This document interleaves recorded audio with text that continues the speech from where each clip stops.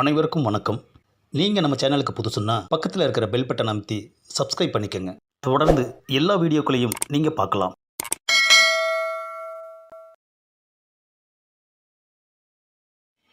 இன்னைக்கு டாக்டர் வர்றதுக்கு மத்தியானம் ஆகும்.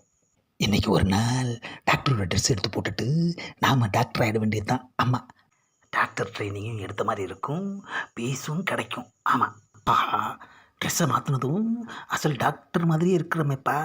கம்பவுண்டர்னு யாருக்கும் தெரியாது. கடவுளே, எனக்கு இருக்கிற ஞாபகம் மருதியில் நான் தான் கம்பவுண்டர்னு யாருக்கிட்டையும் நான் உளறிடக்கூடாது. A few moments later. என்னது, நாம் டாக்டர் ஆனதும் ஒரு பேஷண்ட்டு கூட காணோம். ஆஹா, ஒரு பேஷண்ட் வரானே. வரட்டும் வரட்டும், வாங்க வாங்க உட்காருங்க. என்னது, உட்காருன்னு சொன்னதும் உட்காந்தான். வாயை திறந்து எதுவுமே சொல்ல மாட்டேங்கிறானே. நாமளே கேட்போம், உடம்புக்கு என்ன செய்யுது? டிஷு, அம்மா, யோ எதுக்கே டாக்டரையே அரையிற? டிஷு, யோ மறுபடியும் எதுக்கு அரையிற? டிஷு, ஆஹா, இவன் அரையிறதுக்குன்னே ஆஸ்பத்திரிக்கு வந்திருக்கான் போல இருக்குது ஐயா. இன்னைக்குன்னு பார்த்து நாம் டாக்டர் ஆகியிருக்குமே. என்னோட வியாதியே அதுதான் டாக்டர். என்னது, வியாதியே அதுதானா?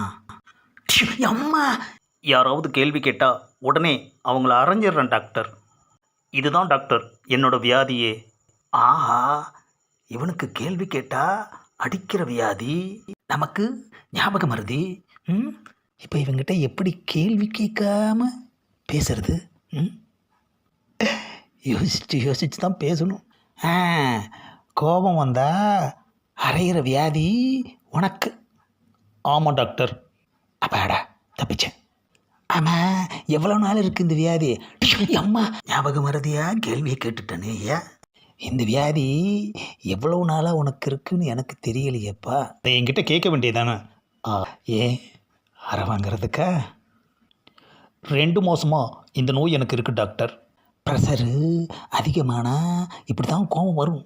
அதுக்கு நான் ஒரு மாத்திரை எழுதி தரேன். அந்த மாத்திரையை சரியான டயத்துக்கு போடணும், புரிஞ்சுதா? அம்மா, ஆஹா, மறுபடியும் மறதியாக கேள்வி கேட்டுட்டேன் ஐயா. இந்தாப்பா, இதுதான் மாத்திரை. ஏன் டாக்டர், ஊசியெல்லாம் போட மாட்டிங்களா? போட்டுக்கிறியா? அம்மா, அவனாவே கேள்வி கேட்க வச்சு அவனாவே அறையிறாயா. டாக்டர் ட்ரெஸ்ஸை திருட்டுத்தனமாக போட்டதுக்கு நமக்கு தேவைதாயா இது? போட்டுக்கிறேன் டாக்டர்.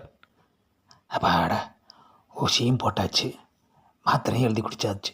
இப்போது பீஸை வாங்கிட்டு இவனை அனுப்பணும். எவ்வளோ டாக்டர் பீஸு?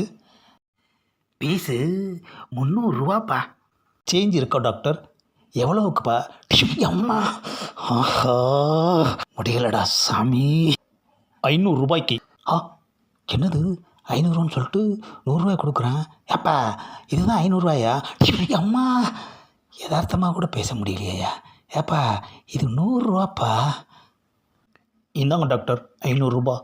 பாக்கியை சில்லறையாக கொடுங்க டாக்டர். இந்தாப்பா மீதி சில்லறை. டாக்டர் 10 ரூபா குறையுது. என்னது, குறையுதா? அம்மா, ஆஹா, இந்தாப்பா 20 ரூபா. நீ இடத்த காலி பண்ணு. அப்பாடா, ஒரு வழியாக போயிட்டான்பா. திரும்பி வந்துட்டானே. ஏப்பா, எதுக்கு திரும்பி வந்த? அம்மா, செல்ஃபோனை வச்சுட்டு போயிட்டேன், அதை எடுக்கிறதுக்காக வந்தேன் டாக்டர். இவங்கிட்ட 300 ரூபா பீஸ் வாங்குறதுக்குள்ளே 30 அரை வாங்கிட்டேனே ஐயா. ஒரு நாள் டாக்டராக ஆனதுக்கு சரியான பனிஷ்மெண்ட் கொடுத்துட்டு போயிட்டான். ஆமாம். இந்த பதிவை லைக் பண்ணுங்கள், ஷேர் பண்ணுங்கள், மறக்காமல் சப்ஸ்கிரைப் பண்ணுங்கள்.